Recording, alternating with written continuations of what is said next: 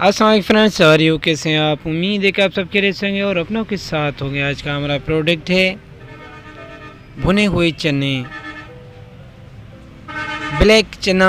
इसकी होलसेल और retail price आपको रिव्यू करके बताएंगे। इससे पहले कि आप मेरे यूट्यूब चैनल में न्यू है तो आप मेरे यूट्यूब चैनल को लाइक और सब्सक्राइब करें और बेल आइकन ज़रूर प्रेस करें, बेल आइकन ऑल करें, ताकि जो भी न्यू वीडियो मेरी अपलोड हो वो आपको नोटिफिकेशन के थ्रू पहुँच जाए। चलिए फ्रेंड्स, आज होलसेल प्राइस की रिव्यू करके आपको बताते हैं।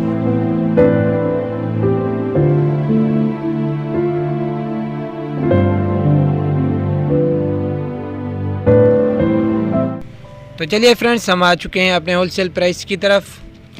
भुने हुए चने की होलसेल प्राइस 210 रुपीज़ है, 210 रुपये, और हम रिटेल में इसे 85 रुपीज़ में 1 पाव चलाते हैं। Thank you for watching my YouTube channel करियन स्टोर इन्फॉर्मेशन।